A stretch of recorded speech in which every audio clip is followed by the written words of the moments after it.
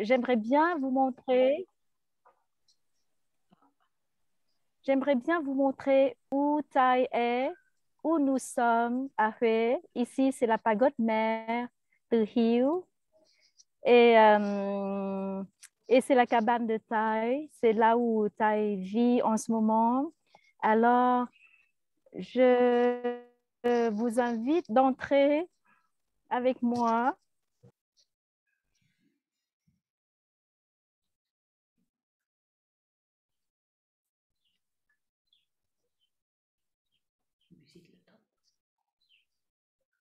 Nous avons là une petite cuisine pour les intendants. Vous voyez, un frère intendant est en train de laver quelque chose. Il y a des bambous. Nous faisons la marche méditative avec Thaï pour entrer. Il y a les fleurs,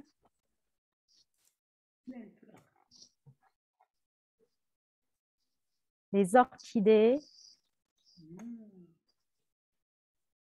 Je vous invite d'entrer dans la porte. C'est la porte pour entrer dans la cabane de Thaï.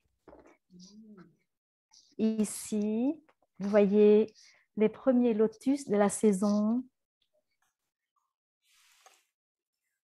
Et ici, c'est la fenêtre, là où Thaï s'assoit pour manger et Thaï regarde par la fenêtre et c'est ce que Thaï voit, les fleurs, les lotus, les orchidées.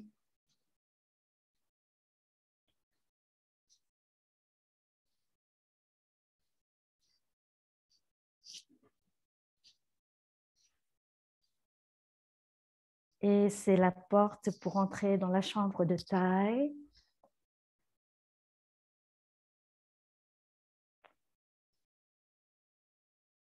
Et puis devant la porte, il y a ça, la calligraphie, l'horloge, une photo. Quel plaisir de vous montrer tout ça.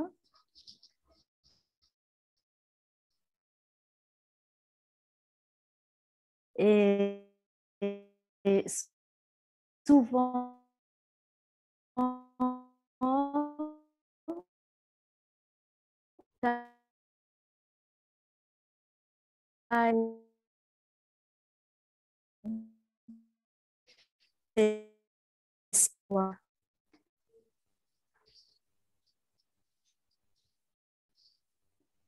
il y a un clocher. Alors, est-ce que vous voyez le clocher? Regarde là-dedans. Ici, c'est la photo de son maître. Et chaque fois, en passant par ce côté, Thaï regarde son maître, se joint les mains. Et puis, il continue.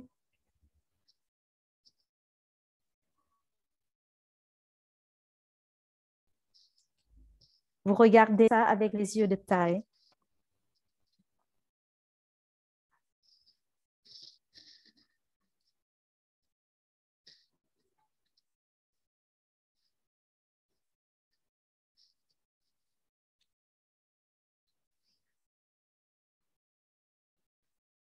Il y a ses livres, les bambous. Et puis, la porte pour entrer de nouveau dans sa chambre.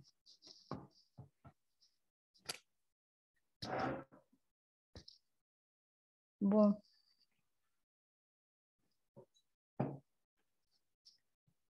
Alors, ceux et celles qui... bon, je m'assois de telle façon que vous voyez bien ce qui est derrière, la calligraphie de Thaï, sa photo. Bon, vous avez une bonne marche méditative?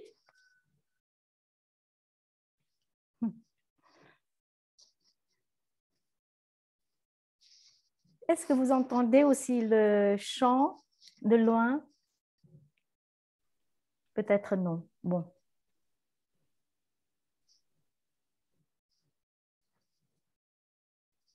Bonjour, chers amis.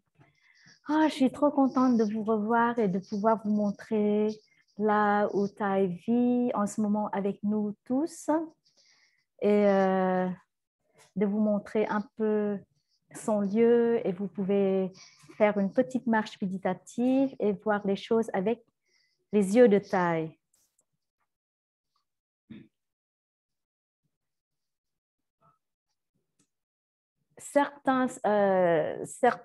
Certaines d'entre vous, vous avez écouté les enseignements de Thay depuis longtemps, depuis des années. Nous avons souvent entendu Thay parler de l'inter-être, de la nature de l'inter-être. Toute chose, tout le monde, toute chose dans l'univers, nous sommes interconnectés. Nous intersommes. Et jamais pendant cette période difficile, pendant la pandémie, nous avons vraiment vécu cette réalité de l'inter-être. Avant, quand nous avons entendu parler de la pollution, les problèmes sur la Terre, sur la planète Terre, quand nous avons entendu parler de l'extinction de certaines espèces d'animaux, toujours, pas toujours, mais beaucoup d'entre nous, nous avions l'impression que voilà, ce sont des choses qui arrivent aux autres. Et plusieurs d'entre nous, nous ne sentions pas vraiment concernés.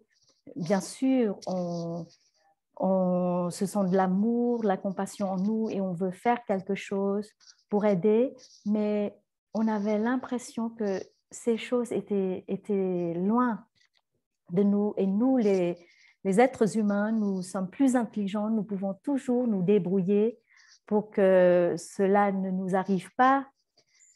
Nous avons l'avion, nous pouvons nous déplacer, nous pouvons fuir un endroit, un lieu.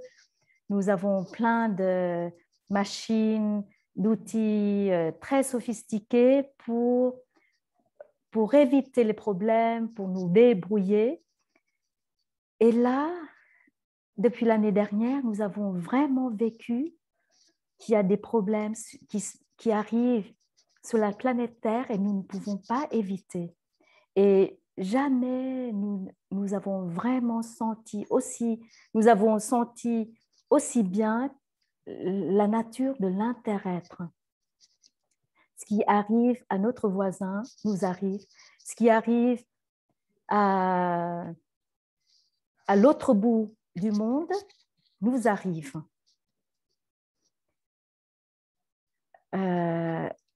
Et vraiment, nous avons senti que la Terre, la planète Terre est malade et nous sommes malades. Si nous sommes malades, c'est parce que la planète Terre est malade. Si la planète Terre est malade, nous sommes malades. Et prendre soin de nous-mêmes, maintenant c'est très clair, prendre soin de nous-mêmes, c'est prendre soin de la planète Terre. C'est tellement clair pour nous que prendre soin de notre planète Terre, c'est prendre soin de nous-mêmes. Jamais nous avons vu clairement, nous avons senti si profondément cette réalité, cette vérité. Nous ne pouvons plus fuir. Nous ne pouvons plus fermer les yeux, n'est-ce pas, chers amis? Est-ce que vous tous, vous avez senti ça? Et quand nous sommes malades, qu'est-ce que nous faisons?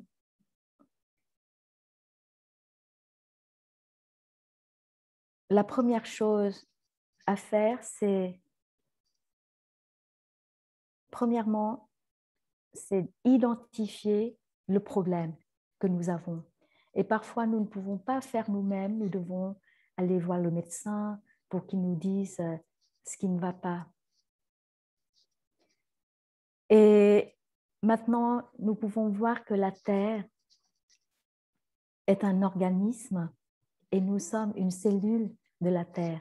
Et si la terre est malade, qu'est-ce qu'il faut faire? Dans les années 70, le médecin Levi Thomas, il était médecin gradué de l'école de médecine de Harvard aux États-Unis. Il était aussi écrivain. Il était parmi les premières personnes qui ont comparé la Terre, la planète Terre, à un organisme. Il a écrit très clairement, il a écrit que la Terre était un organisme vivant. Et à cette époque, la plupart des gens voyaient que la Terre, l'environnement, sont les choses différentes que les êtres vivants, comme les humains, les animaux. Mais déjà, ce médecin, il a dit que la Terre est un organisme. Les années passent, maintenant, beaucoup de monde ont compris que la Terre est un organisme vivant, et nous faisons partie de la Terre. Nous sommes les êtres vivants, nous faisons partie de la Terre. Nous sommes la Terre. La Terre est en nous. Et la pandémie nous montre que la Terre est malade. Et nous sommes une cellule, chacune de nous, nous sommes une cellule de la Terre.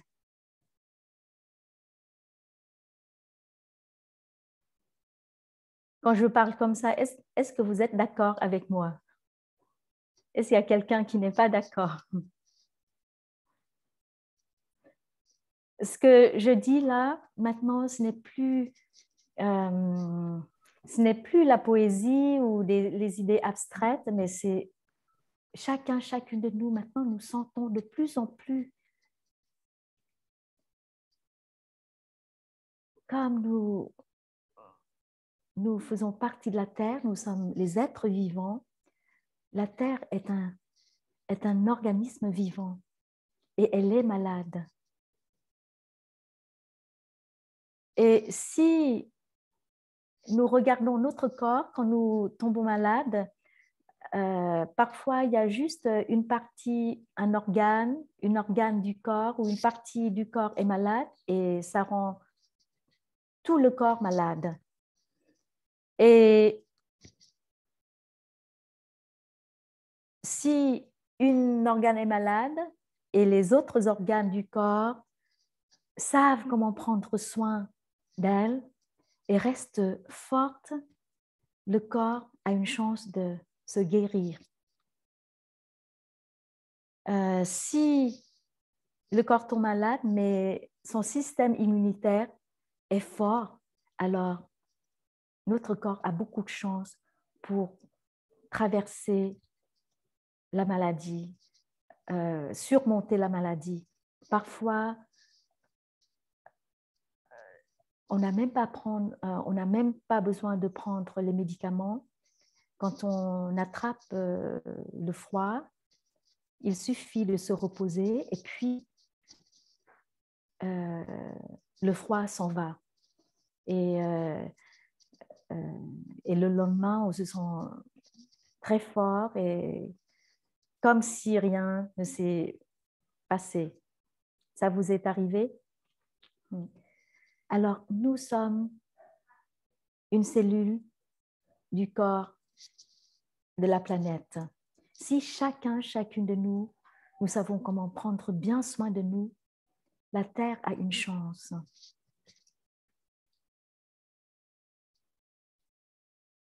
Alors, depuis longtemps, nous avons entendu parler de la pollution de la planète Terre. Ça a commencé avec la pollution.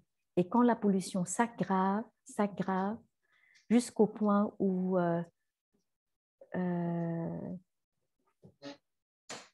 notre terre-mère n'arrive plus n'a plus assez de temps de transformer tous ces déchets, toute cette pollution, alors la situation empire, s'empire jusqu'à ce qu'elle tombe malade.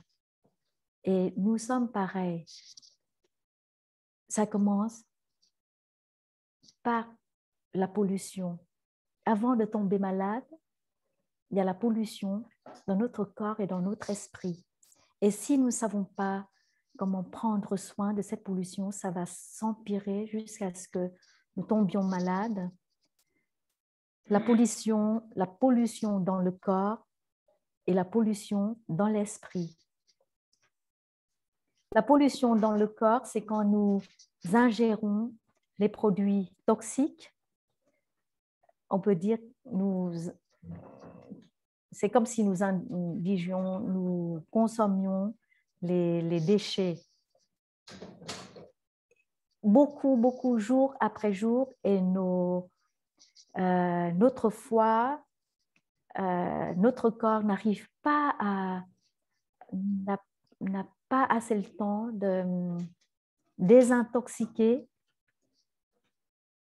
Et petit à petit, nous affaiblissons notre corps, nous affaiblissons nous-mêmes notre corps par notre façon de manger, de boire. Nous ingérons dans notre corps ce qui n'est pas bon du tout. Nous causons la pollution à notre corps.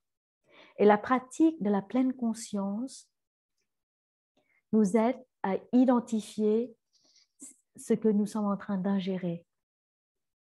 Est-ce que nous sommes en train de causer la pollution à notre propre corps? Quand nous ne sommes pas en pleine conscience, nous mangeons ou nous buvons sans savoir ce que nous sommes en train de manger et de boire. Nous savons que ce produit, chaque fois que je mange ce produit, je me sens mal après, je me sens très lourd, mon estomac est très lourd, je n'arrive pas à digérer ce produit, mais sans pleine conscience ou par habitude, par une énergie d'habitude, nous mangeons ou nous buvons quand même cette boisson ou cette nourriture que nous savons très, très bien mauvaise pour notre santé, et nous mangeons quand même. Et nous buvons quand même.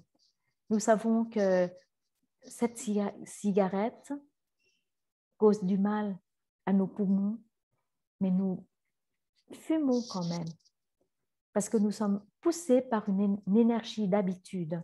Ou bien nous fumons sans savoir ce que nous sommes en train de faire. C'est parce que nous ne sommes pas en pleine conscience. Quand nous sommes en pleine conscience, avec clarté d'esprit, nous savons ce que nous sommes en train de faire. Et nous voyons à l'avance aussi le fruit, les conséquences de ce que nous faisons.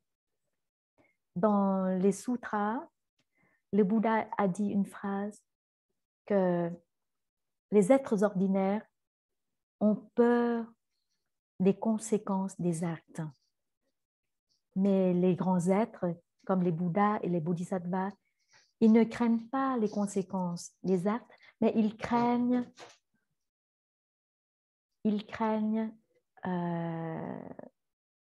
comment dirais-je en français? Ils craignent les semences des actes, les semences, les graines qu'on sème qui vont produire les fruits et les résultats, les conséquences des actes. C'est-à-dire, avant de faire quelque chose, ceux et celles qui sont en pleine conscience, ils savent déjà si on fait de telles choses, les conséquences, les fruits qui vont être. Ils n'attendent pas jusqu'à ce qu'ils voient le résultat ou les fruits. Mais avant de faire quelque chose, ils voient déjà les conséquences et les fruits des actes. Ce sont les grands êtres, les bodhisattvas, les bouddhas. Et avec cette pleine conscience, avec cette clarté d'esprit, si on voit déjà très loin,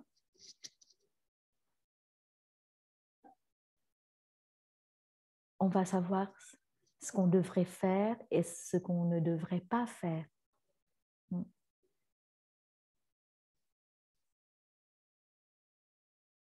Quand on est très attentif à ce qu'on est en train de faire, ce qu'on est en train de manger ou de boire, on est soi-même, on n'est pas emporté par l'énergie d'habitude. On ne fait pas comme une machine. Parfois, on boit comme une machine ou on mange comme une machine. Et on ne fait plus le tri ou bien on ne sait plus arrêter. On ne sait pas arrêter. Mais la pleine conscience nous permet de trier et d'arrêter quand il faut arrêter. Et qu'est-ce qui nous aide? Qu'est-ce qui nous aide à être en pleine conscience? C'est la respiration consciente. La respiration est toujours avec nous, 24 heures sur 24. Et quand on est attentif à sa respiration, tout de suite, on est en pleine conscience. On est soi-même, son esprit est avec son corps, on est soi-même, on est le meilleur de soi-même. On sait ce qui se passe dans son corps, dans son esprit, autour de soi. On n'est pas emporté par les émotions, par les énergies d'habitude. Vous pouvez être en pleine conscience avec d'autres choses, avec simplement les actes que vous faites, mais il y en a qui me posent la question, je peux être en pleine conscience quand je fais la vaisselle, mais je n'ai pas besoin de pratiquer la respiration consciente. Il suffit d'être conscient de mes mains, de ce que je suis en train de faire, et ça suffit, n'est-ce pas? Je dis oui, c'est vrai. Quand vous êtes en pleine conscience, vous êtes toujours en pleine conscience de quelque chose. Vous pouvez être en pleine conscience de l'acte que vous faites ou bien de ce que vous mangez, de ce que vous buvez. C'est vrai. Mais sans la pleine conscience de la respiration, l'état de pleine conscience peut être court. Vous êtes conscient de ce que vous faites pendant quelques secondes ou bien pendant quelques minutes, et puis vous pouvez penser à autre chose et puis vous oubliez ce que vous êtes en train de faire. Parce que notre habitude profonde est de penser à autre chose, de nous projeter vers le futur ou vers le passé. Et c'est pour ça que c'est très difficile d'être en pleine conscience pendant longtemps. Et la respiration est toujours là avec nous, 24 heures sur 24. C'est pour ça que c'est facile de prendre la respiration comme objet de la pleine conscience pour maintenir notre pleine conscience. Vous voyez ce que je veux dire? Si vous choisissez un objet de la pleine conscience qui est là et puis qui disparaît, alors votre pleine conscience ne va pas durer longtemps. C'est pour ça, si vous choisissez un objet qui est toujours là avec vous, 24 heures sur 24, et si vous êtes en pleine conscience de cette chose-là, vous savez que votre pleine conscience va durer longtemps. Et même, on oublie souvent d'être conscient de sa respiration. Et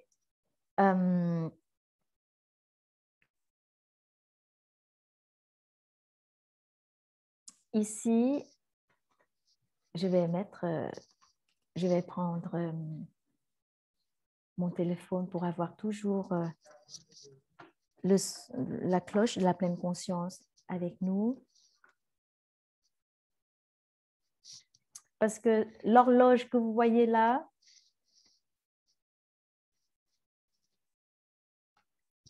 elle est très vieille.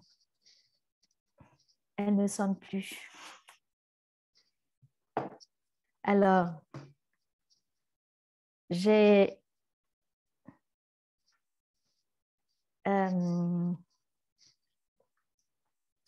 installé Plum Village Apps dans mon téléphone et tous les quarts d'heure, ça va sonner.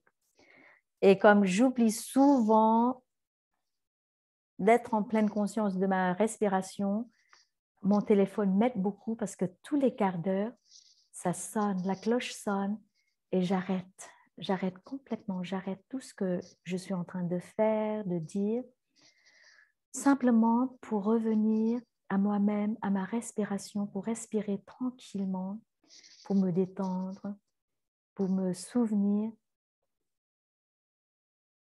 d'être plus attentif à ce que je fais, pour me souvenir de ramener mon esprit à mon corps. Est-ce que vous avez cette Plum Village cette apps dans votre téléphone? Oui, il y en a qui me disent oui.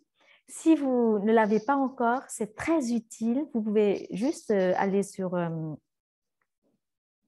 l'Internet et vous tapez Plum Village Apps, APPS. Et là, dans cette app, vous avez les méditations guidées en français. Il y a plein de choses en français. Il y a les enseignements de taille, très courts, qui durent 5 minutes, 10 minutes, un quart d'heure. Et vous pouvez télécharger la cloche de la pleine conscience. Et vous pouvez choisir si vous voulez que ça sonne tous les quarts d'heure ou tous les demi-heures ou toutes les heures, de telle heure du matin jusqu'à telle heure le soir. Et ça m'a beaucoup aidé.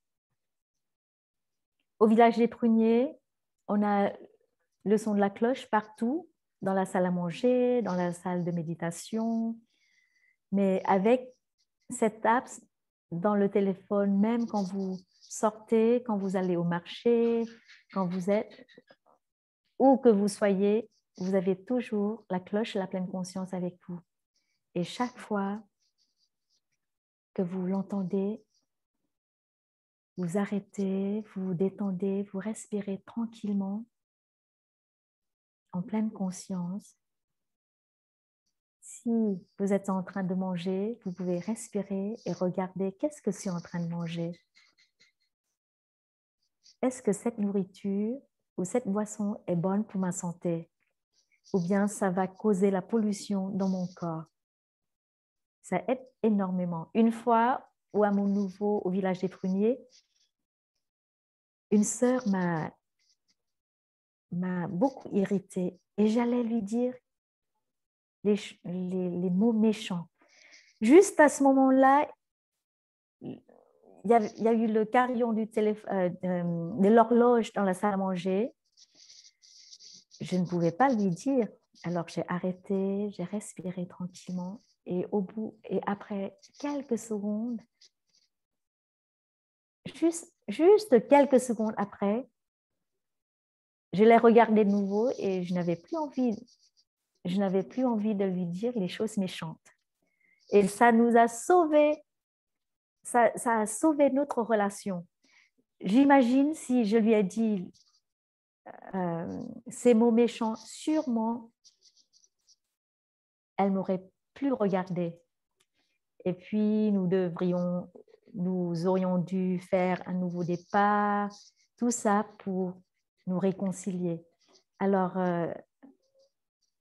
ça m'est arrivé et j'ai beaucoup, j'ai remercié la cloche. J'ai remercié l'horloge. Je ne sais pas si ça vous est arrivé. Je vois Laure faire grand sourire. Peut-être ça vous est arrivé aussi. Bon. Là, j'ai parlé un peu de la pollution du corps. Maintenant, parlons de la pollution de l'esprit. Chaque fois que nous sommes en colère, notre mental se noircit par l'énergie de la colère. Chaque fois que nous sommes angoissés, chaque fois que nous sommes jaloux, chaque fois que nous ne sommes pas bien, nous avons les idées noires, alors il y a la pollution dans notre esprit. Et vous savez que la médecine orientale, selon la médecine orientale, la colère affecte notre foie, la tristesse affecte nos poumons, l'angoisse affecte nos reins. Une émotion négative affecte un organe spécifique dans notre corps. Et sûrement, vous avez eu l'expérience. Quand parfois, vous avez une grande émotion et vous avez mal au cœur. Vous avez vraiment mal au cœur avec cette émotion très, très, très forte qui vous domine. Il y en a qui ont des heart attacks. Leur cœur arrête de se battre à cause d'une grande émotion. Nous avons souvent entendu parler des personnes avec un choc, avec une grande émotion. Ils ont une crise cardiaque, oui, crise cardiaque. Et même parfois avec une grande joie, on a gagné la loterie, avec une grande joie, on a aussi une crise cardiaque. Une grande émotion. Une grande émotion, que ça soit positif ou négatif, ça affecte notre corps. Et il y a un mois, il y a à peu près un mois, vous savez, je passe la plupart de mon temps à la cabane de Thaï, du matin jusqu'au soir, et je ne voyage pas. Et dans notre monastère ici, chaque fois que quelqu'un voyage, quand elle rentre dans le monastère, elle doit rester en confinage pendant 2 semaines. Et une fois, j'étais là, pas très loin d'ici, et puis une jeune femme est venue et elle a parlé à Sœur Chung Khom, et Sœur Chung Khom l'a laissée entrer dans près de la cabane de Thaï, dans cette partie du temple. Et puis après, quelques heures plus tard, elle est venue le matin, mais l'après-midi, elle a eu une crise mentale. Et elle a vraiment secoué la porte, poussé la porte pour rentrer ici. Elle voulait voir Thaï et j'ai dû l'arrêter. J'ai dit, ah non, Thaï est en train de se reposer. S'il vous plaît, vous pouvez attendre en bas. Et les frères sont venus et puis là, vraiment poussé. Mentalement, elle n'était pas bien. Et après, elle a couru partout et après, les policiers sont venus et puis on a appris qu'elle est venue de Hanoï. Et en ce temps-là, Hanoï a eu le Covid. Et donc, on m'a dit, bon, je l'ai touchée, j'étais très proche d'elle, je ne peux plus aller voir Thaï. Et j'ai passé 2 semaines, j'ai dû passer 2 semaines confinée. dans le confinage. Et j'ai dit, bon, d'accord, je vais profiter de ces 2 semaines pour avoir une retraite solitaire. Et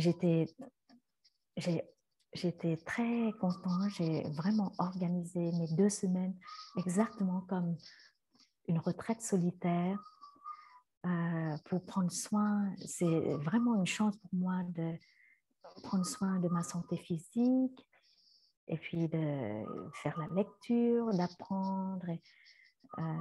Et je me souviens, quand j'étais novice au hameau du Bas, les sœurs, nous avons organisé à tour de rôle, nous pouvions avoir une retraite solitaire de 2 ou 3 jours.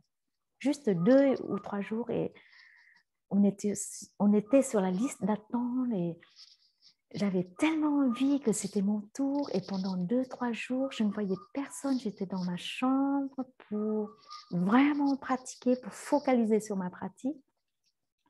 Et plus tard, chaque année, chaque an, nous avions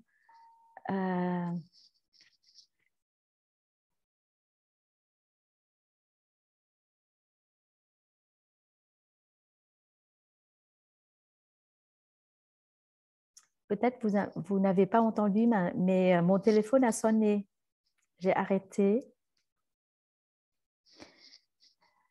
J'augmente le son.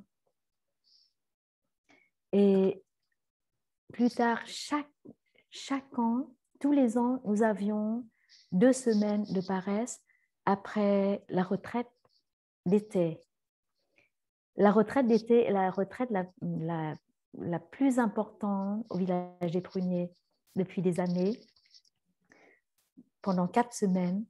Et après cette retraite d'été, tous les ans, nous avions 2 semaines de paresse. On appelle 2 semaines de paresse. Et plusieurs d'entre nous, nous avons pris ces 2 semaines pour une retraite solitaire. Et pendant 2 semaines, nous ne voyions personne. Vraiment, nous avons profité de ce temps pour nous concentrer sur la pratique ou des études. Et chaque fois, après 2 semaines, chaque sœur était complètement épanouie et nous leur posions souvent la question « Alors, est-ce que tu as atteint l'éveil ?» Et chaque fois, la sœur a dit « Presque !» Mais j'avais seulement 2 semaines. J'étais presque éveillée. Si j'avais encore quelques jours ou 1 semaine de plus, j'aurais été éveillée. C'est dommage. Et chaque fois comme ça. Et ces 2 semaines étaient très précieuses pour nous. Et c'est pour ça, il y a un mois, quand j'ai dû être en confinage, tout de suite, j'ai profité de ces 2 semaines pour ma retraite solitaire et beaucoup de sœurs m'ont enviée. Je vous raconte ça parce que en même temps, il y avait d'autres personnes pas très loin de moi, devaient être en confinage aussi et qui ont souffert parce que pour eux, c'est le manque de liberté. Ils ne pouvaient pas faire ce qu'ils voulaient comme d'habitude. Ils ne voulaient pas changer leur programme. Et même dans le monastère, le confinage est différent selon chaque moine, chaque sœur, chaque personne. Pour vous dire que ça dépend beaucoup de notre perception quand les choses nous arrivent, comment nous gérons.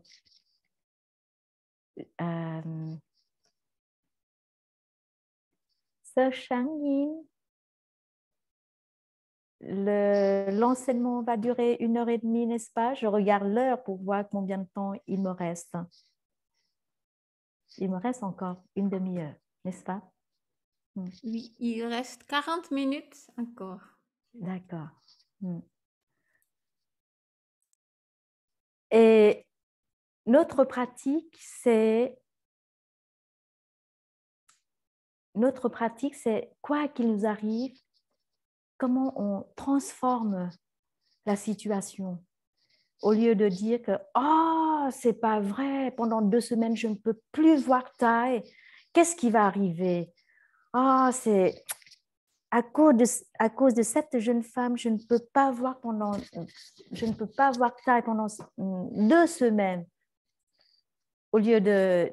J'aurais pu dire ça aussi, mais quoi qu'il m'arrive, il faut profiter. Il faut profiter. Et je connais des familles dans notre Sangha et dans ma famille aussi. Il y a les familles qui, pendant le confinage, qui ont pu approfondir leur relation entre parents et enfants, entre couples, entre les couples. Mais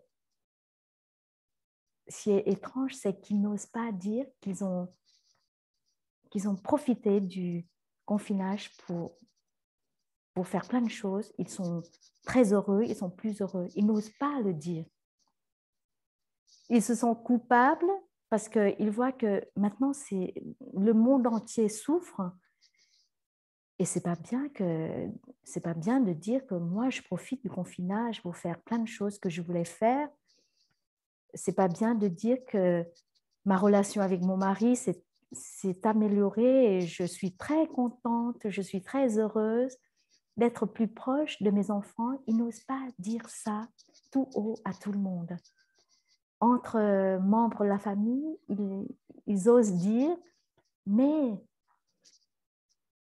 ils sont timides, ils se sentent coupables d'être heureux pendant que tout le monde dans le monde souffre.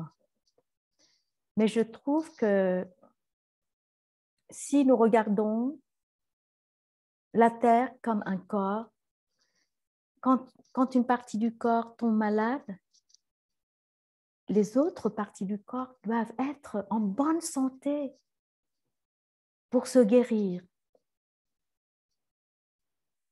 Par l'amour, on veut partager la souffrance avec les autres, mais il faut être fort. Pour aider, il faut être fort. Il y en a beaucoup qui se confondent, qui mélangent. Si j'aime ma voisine, si ma voisine souffre, je ne peux pas être heureuse. Je dois souffrir avec ma voisine. Et si vous regardez les statues ou les images du Bouddha, il a toujours un sourire très serein. Et le Bouddha, son vœu profond, son aspiration profonde du Bouddha, c'est de soulager la souffrance du monde. Tant que les gens souffrent, les Bouddhas n'aillent pas au paradis ou les bodhisattvas n'aillent pas dans le nirvana. Tant que il y a encore les gens qui souffrent, comme le bodhisattva Ksitigarbha. Si l'enfer est encore là, il reste dans l'enfer. Si les gens souffrent encore, il reste avec les personnes qui souffrent. Et il va dans les endroits où il y a la souffrance pour aider le monde. Mais si vous regardez son visage ne montre pas sa souffrance. Sur le visage des bodhisattvas et des bouddhas, il y a toujours un sourire serein. Pour aider, il faut être fort. Vous partagez, vous comprenez la souffrance des autres. Vous pouvez sentir, vous pouvez vivre la souffrance des autres, mais vous êtes fort et vous ne souffrez pas. Si vous souffrez, vous ne pouvez plus aider. Si le médecin est malade, il ne peut plus soigner ses malades. Les médecins doivent être forts. Alors, il ne faut pas vous sentir coupable si vous avez encore la joie, si vous êtes heureux pendant que le monde souffre. Au contraire. Est-ce que vous êtes d'accord avec moi? Et malheureusement, il y a plein de gens, il y a plein de personnes dans le monde qui mélangent encore tout ça. Justement parce que notre monde est malade, la terre est malade, il faut que je sois en paix, joyeuse, heureuse. Chaque jour, je dois pratiquer à générer la joie en moi, les petites joies, le bonheur en moi, pour transformer la pollution, pour pouvoir maintenir la bonne santé physique et mentale en moi et dans le monde.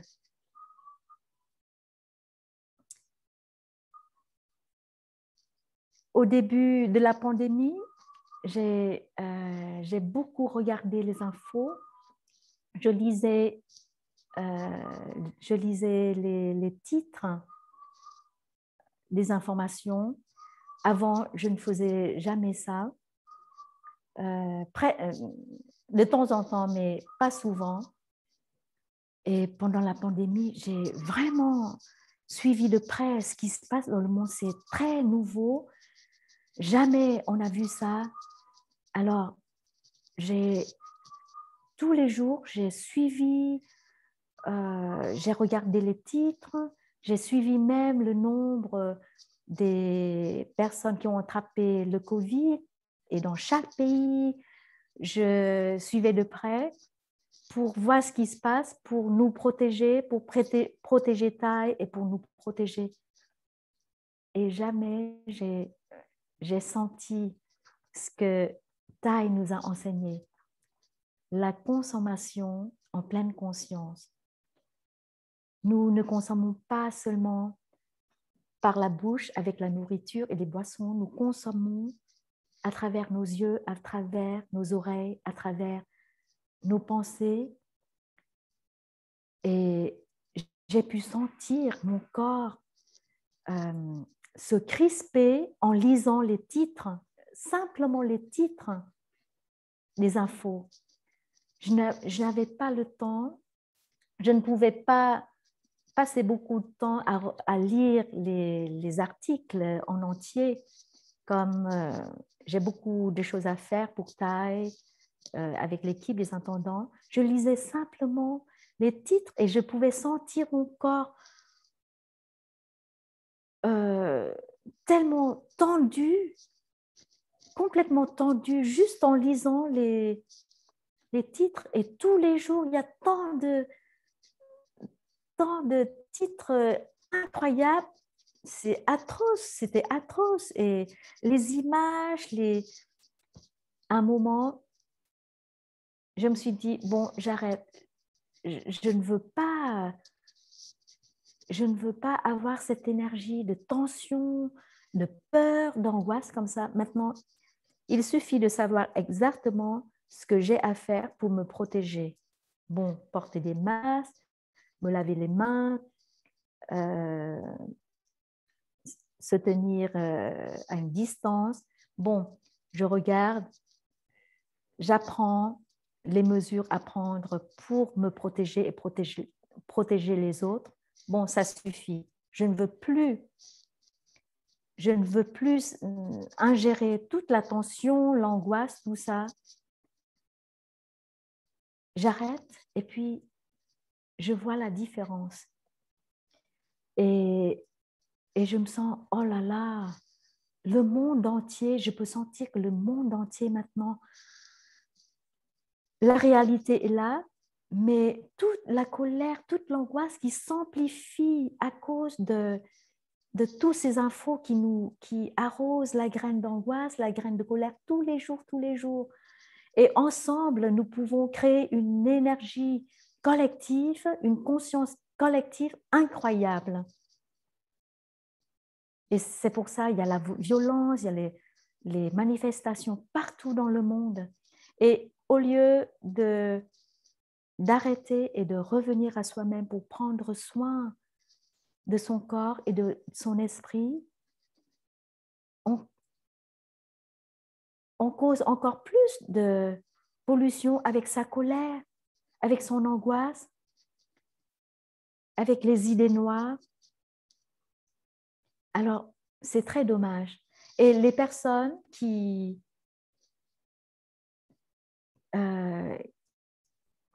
les familles qui sont encore en bonne santé, qui vont bien encore, ils n'osent pas leur dire, ils n'osent pas dire aux autres que ça va encore pour eux, qu'ils vont bien. Alors c'est pour ça, on n'entend que les mauvaises nouvelles. Et ceux qui sont bien n'osent pas dire qu'ils sont bien. Et c'est pour ça, toute une conscience collective, une énergie collective créée dans le monde. Et ça ne nourrit pas, ça n'aide pas la guérison. Et heureusement,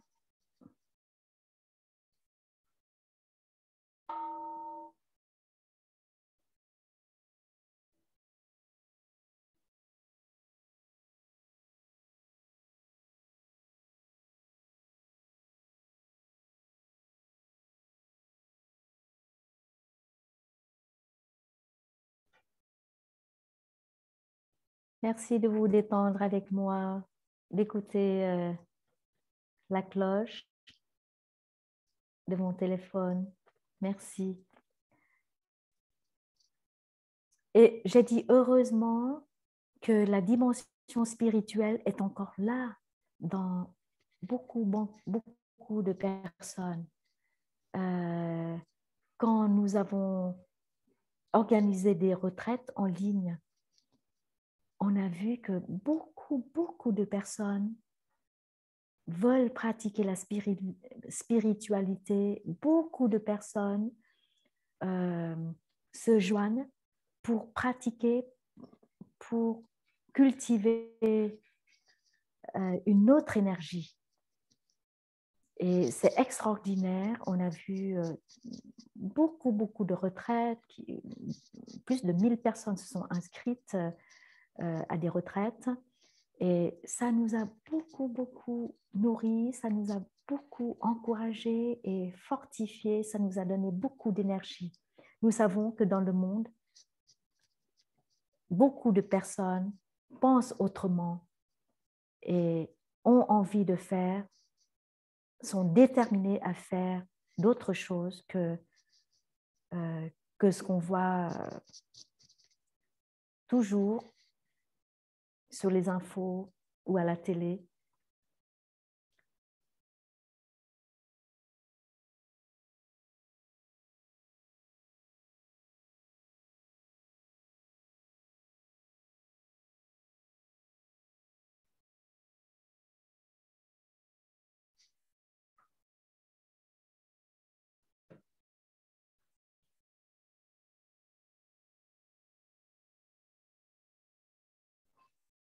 Alors, revenons à la pratique de la consommation en pleine conscience.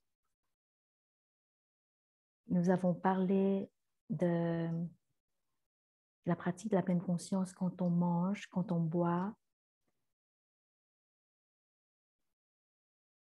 C'est la consommation de la nourriture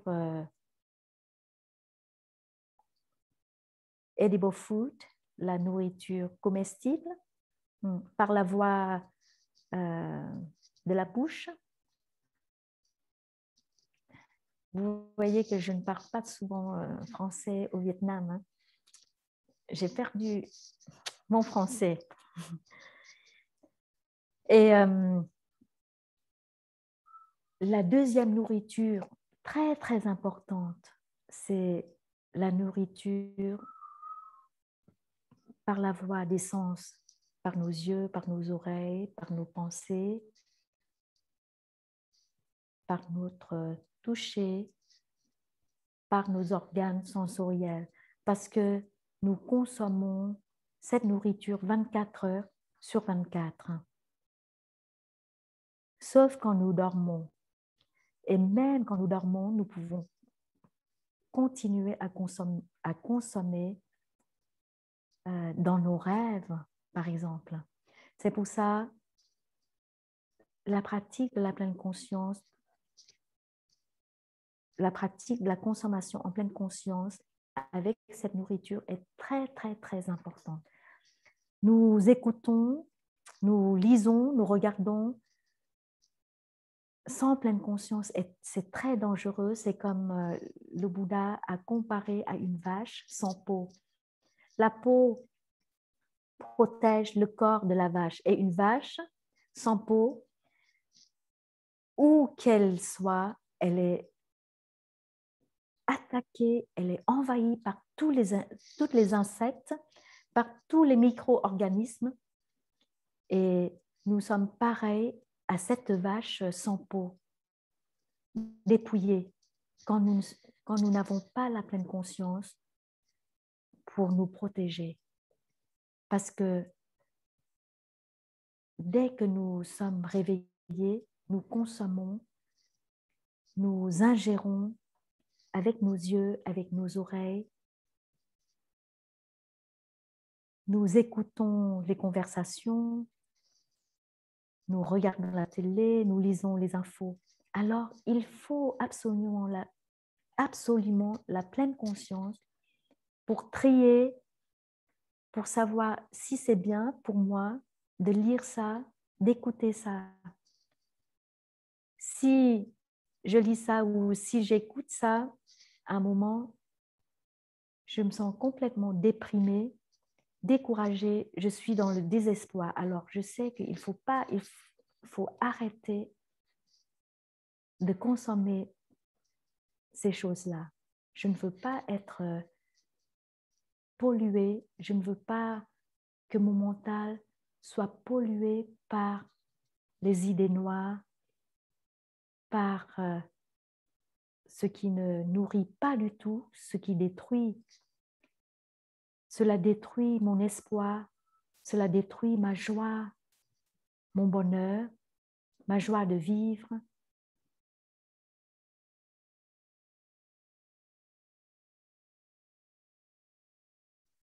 Et parfois, moi-même, je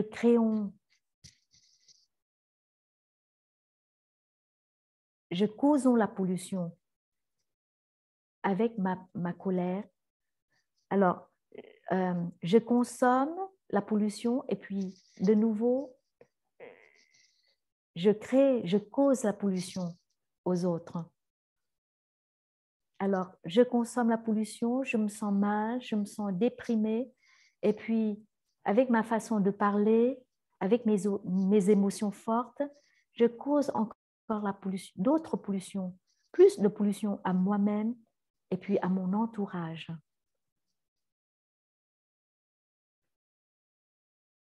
Alors, c'est pour ça, chaque fois quand je me sens mal, je me sens découragée, déprimée, parce que j'ai écouté, parce que j'ai lu, alors il faut revenir à ma respiration. J'inspire, je sais que j'inspire. J'expire, je sais que j'expire. J'inspire,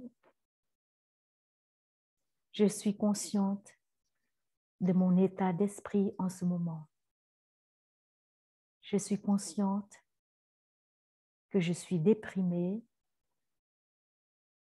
Je suis consciente que je suis en colère.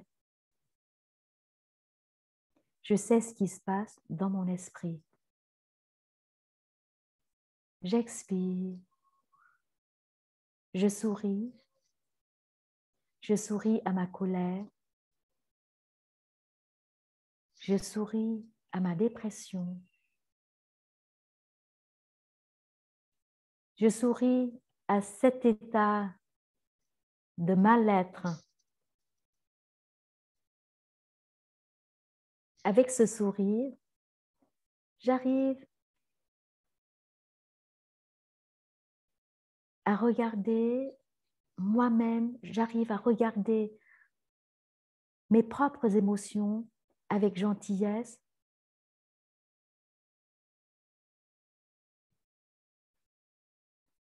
Avec amitié, avec gentillesse. Je ne juge pas, je ne regarde pas avec méchanceté, mais c'est moi-même, mes émotions sont moi. Alors, je souris à mes émotions et déjà, je me sens apaisée. Je n'ajoute pas la colère, je n'ajoute pas la culpabilité, je n'ajoute pas ce qui est négatif. Mais ce sourire apaise.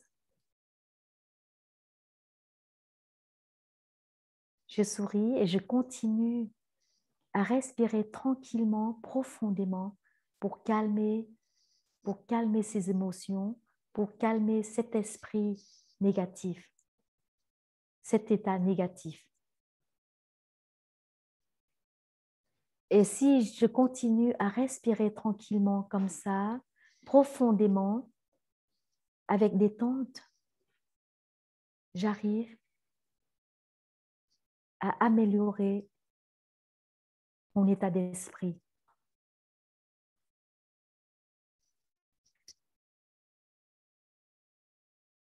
J'arrive à arrêter pour ne pas me laisser emporter par mes émotions fortes. Et avec la respiration consciente, je reste ancrée comme un arbre, reste ancrée à ses racines pour ne pas être emportée par la tempête des émotions.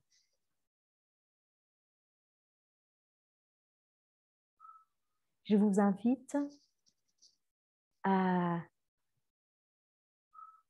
faire quelques respirations avec moi, surtout pour celles qui sont là pour la première fois. Peut-être vous n'êtes pas encore habitués.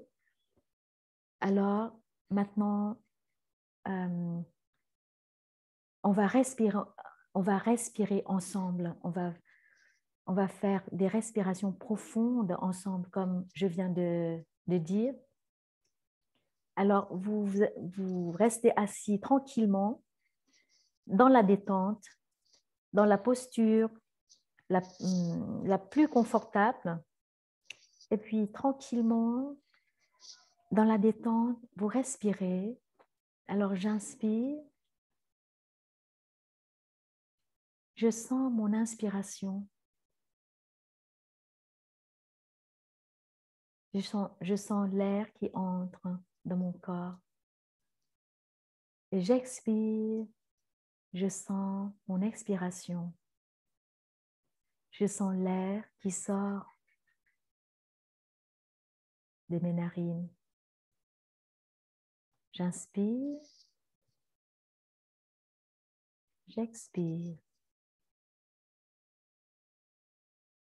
Je ne pense plus à rien. Je suis concentrée sur mon inspiration, sur mon expiration.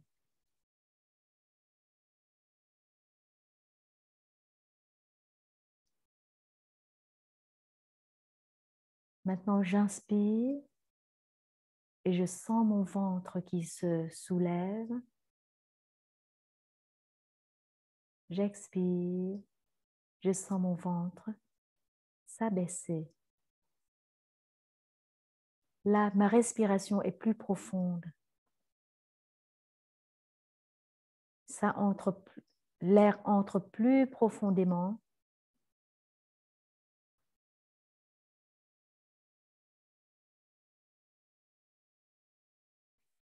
Je sens mon ventre se soulever. Je sens mon ventre s'abaisser. Vous pouvez poser votre main sur votre ventre pour vraiment sentir. Quand nous avons une émotion forte, nous respirons de cette façon. nous nous détachons de l'émotion forte pour rester ancrés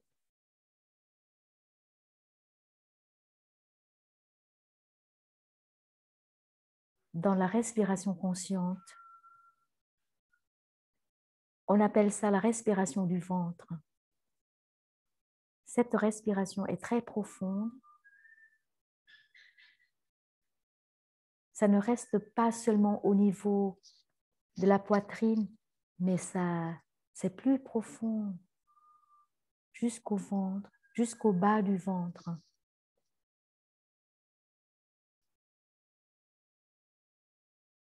Vous vous détachez de votre mental, de vos émotions. Vous vous détachez de cette partie en haut de la tête pour entrer en contact avec ce qui est plus profond dans votre personne. Physiquement, au niveau du ventre.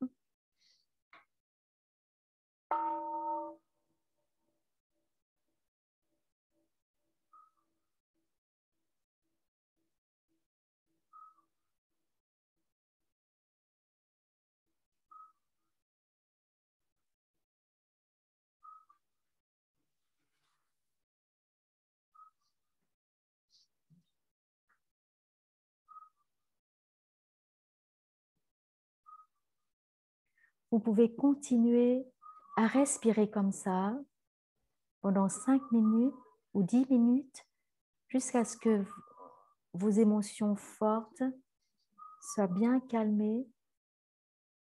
Vous vous sentez beaucoup mieux et puis vous pouvez continuer à faire ce que vous étiez en train de faire. Vous vous sentez mieux? Est-ce que vous vous sentez mieux avec juste quelques respirations profondes comme ça? On a respiré juste pendant 1 ou 2 minutes. Comment vous vous sentez? Je vois les sourires sur l'écran. Très bien, oui.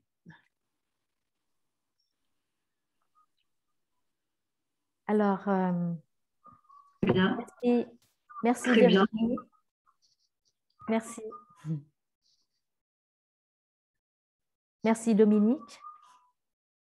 Alors, aujourd'hui, nous parlons de la respiration consciente, de la respiration du ventre. Alors, continuez à respirer comme ça. Concentrez-vous sur cette pratique. Rien que de cette pratique, vous verrez la différence.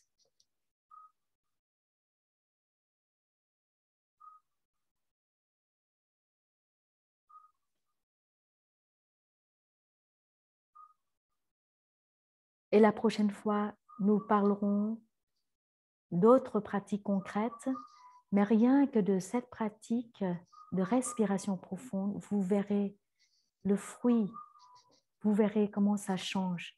Parce que c'est la fondation de toute pratique, de toutes les pratiques. Et dans toutes les traditions de méditation bouddhiste, nous avons de différentes traditions zen, bouddhistes, mais toutes les traditions ont cette pratique comme pratique de base. C'est la fondation. Et si vous maîtrisez cette pratique, vous êtes bien protégé. Vous savez ce qu'il faut faire quand vous êtes dans une situation difficile, quand vous vous trouvez dans un état difficile. Alors, retournez tout de suite à votre respiration profonde. Mettez la main sur le ventre et respirez juste pendant quelques minutes et vous voyez la différence et ça vous encourage, ça vous donne encore plus de motivation pour continuer dans cette direction, dans cette pratique.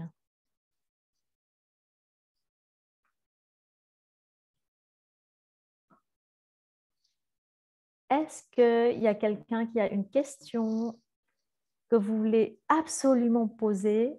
Parce que sinon, vous ne pouvez pas dormir ce soir.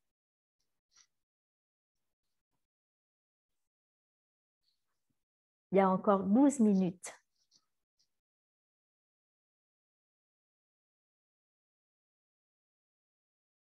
Non, pas de questions, c'est bien. Tu peux nous donner des nouvelles de Thaïs? C'est la question. Alors, Thaï, bien sûr, Thaï est faible. Il est plus faible qu'il y a 2 ans quand il est arrivé au Vietnam. Avec son âge, une année est beaucoup. Et il s'est affaibli, mais son état est stable. Avant ce partage, il s'est promené autour de sa cabane et je me suis dit, oh, si Thaï se promène longtemps, peut-être vous pourrez voir son dos, mais il est allé se reposer. Et ici, vous voyez son lieu, vous pouvez sentir son énergie, vous recevez son énergie. Alors, l'état de santé de Thaï est stable et nous sommes très contents. Nous sommes très contentes et Sœur Trân Không se sent très rassurée et c'est pour ça qu'elle est partie pour Saigon dans le sud pour une exposition des livres et des calligraphies de Thaï pour la première fois au Vietnam. Et hier, ils ont fait l'ouverture et Sœur Trân Không était là. Et il y a beaucoup de monde est venu. Sûrement, vous verrez sur notre site internet les photos de cette exposition. En ce moment, il y a les nouvelles partout dans les journaux au Vietnam.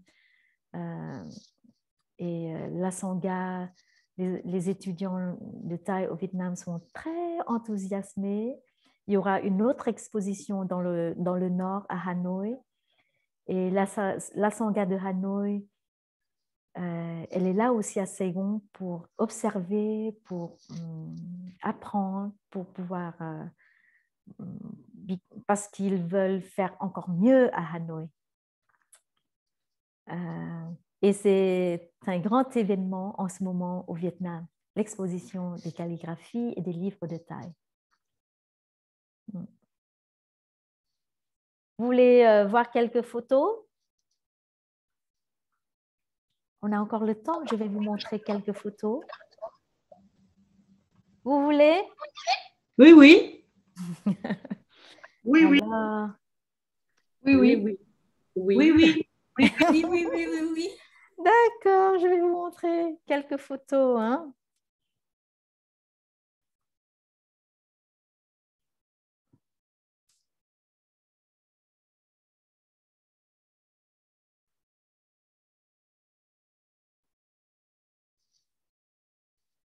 Alors, hier soir, je ne suis pas très bonne. Alors, c'est ce qui se passe hier soir. En plein air, ils ont écouté les sœurs chanter. Et puis après, bon, d'autres photos.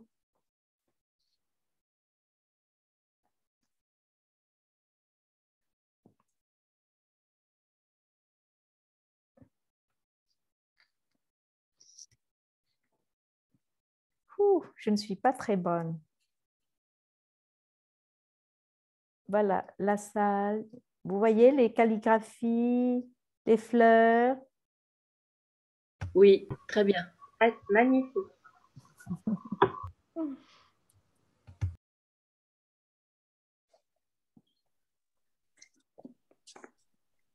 Bon. Excusez-moi, je voudrais Oui. juste poser une petite question. Oui, allez-y. Une petite. Oui. Il y a 5 ans, j'étais à Hue et j'étais visiter le monastère de Thaï. Est-ce que c'est le même où il a commencé comme moine à 16 ans? C'est là où vous êtes, à Oui. ce monastère-là? Oui, oui, à 16 ans.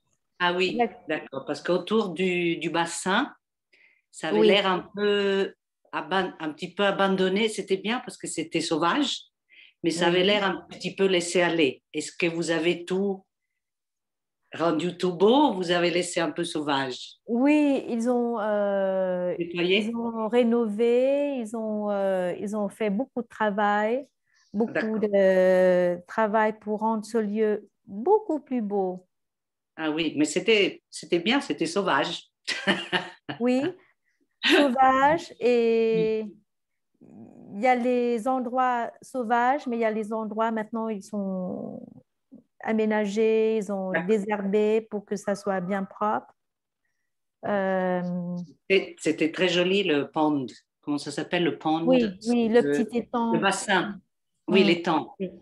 C'était beau et pas si petit. Enfin, bien, c'était un bel espace. Il Oui. y avait des feuilles partout, les plantes étaient un peu laissées comme ça. Donc, ils ont tout remis joli. Oui. Merci. Merci, chers amis. Maintenant, c'est l'heure d'arrêter. Dimanche, je vous revois aux sessions.